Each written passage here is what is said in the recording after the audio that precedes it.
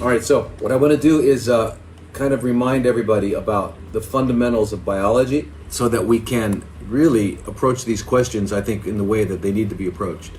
Okay, because I know everybody's looking for specific things they can take, specific things they can incorporate into their diet to eliminate or block or do specific things.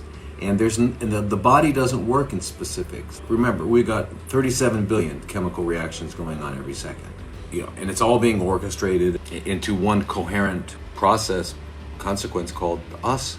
Right? So we got all these biochemical pathways, right? The Krebs cycle, the Cori cycle, we got all these different gluconeogenesis. We got all of these different cycles going on at once. And the madness of the Western mind to think, if I can just block this one thing here, that's crazy. You block it, and what will happen? What will happen? What happens if you take several large boulders and put them on a river to block the river? It goes around it. Okay, that's the nature of nature. So you can't just put your finger in the one little wheel and stop the whole machine called nature. So when we talk about biology and we talk about health and all that, but the fundamental thing in biology that a cell must do and therefore an organ must do and therefore the body must do is produce energy. Okay? Because without energy, nothing happens. You can't even maintain the integrity of the shape. Okay, I go over this every time, but it's important to go over it and remind us what we're talking about, okay? So, now the fundamental fuel, which is glucose, which is the end product of photosynthesis that plants produce, okay? That's where we get it. That's where it comes from. That's where it originated from, okay? It originates from plants, okay? And glucose is fundamental to life and necessary. It's become a bad word, and it shouldn't be a bad word. Imbalance is what we need to avoid. I mean, oxygen imbalanced is deadly, but essential. Water imbalanced is deadly, but essential. So it's all balance, okay? So glucose, the fundamental fuel, comes into a cell, and then it needs to be turned into energy. Okay, that's what glucose does. It gets turned into energy. Now a cell, remember a cell? It's got a plasma membrane that separates it from the interstitial fluid, the fluid in which it lives and bathes, swims. And that membrane has got receptors and transporters and all sorts of stuff that signal relay the information from the environment into the cell. The cell can either release something that's necessary or stop producing something that's necessary, modify gene expression if necessary, whatever it'll need to do. So that's what happens with the cell membrane. The cell membrane kind of figures that out. So now the glucose gets into the, by the way, there are 14 glucose receptors. They call them GLUT.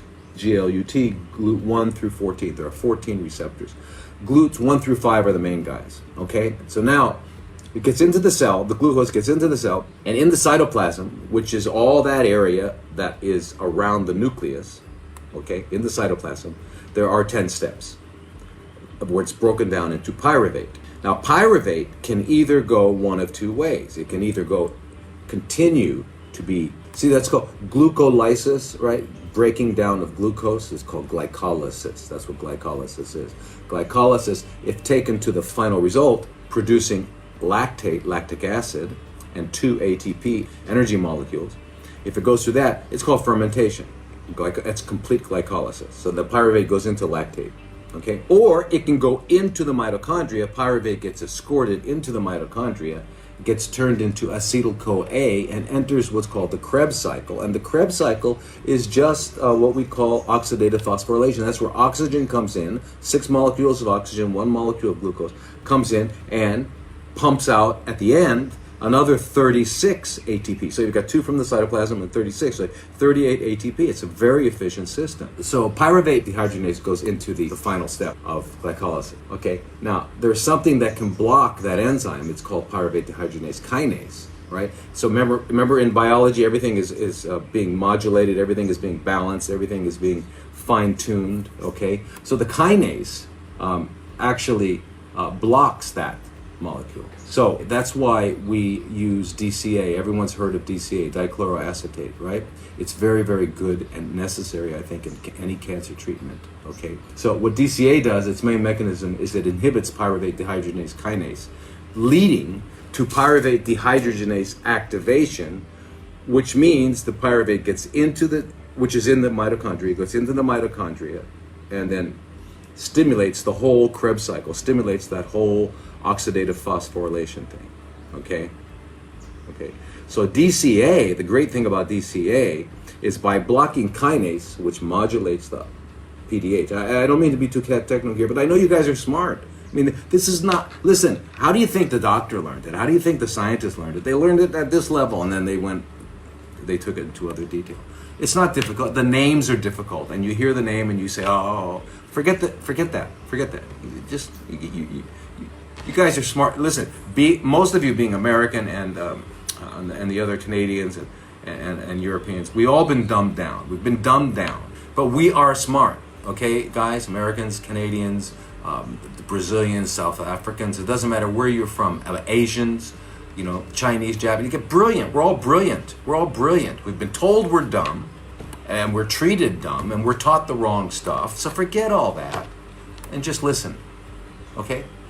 Because you can get this. Glucose comes into the cell. Glucose made by the plant comes into the cell. It's got 14 ways of getting in. Okay, with the GLUT receptors, it gets into the cell. Once it gets in there, the cytoplasm is broken down to pyruvate. 10 steps. Now, pyruvate can go either to finish off the job of fermentation and produce lactic acid, or it can go into the mitochondria. Okay, and that would require an enzyme called PDH, pyruvate dehydrogenase. Okay, kinase and PDH are kind of work like this because they kind of decide which way to go. So you're running a lot, you're active like this, right? What's going to happen is kinase is going to kick you out of the not allow the glucose to go in the mitochondria, right? And that's why you're going to get aches and pains in your legs and your arms when you're working out a lot. Why? Because you're producing lactic acid, right? And all you need to do is stop it for a minute and breathe heavily, and it'll come out, right? The CO2 will come out, the acid will equilibrate, okay? Very, very simple. So all the time, all throughout the day, these things are fine-tuning the whole process, okay?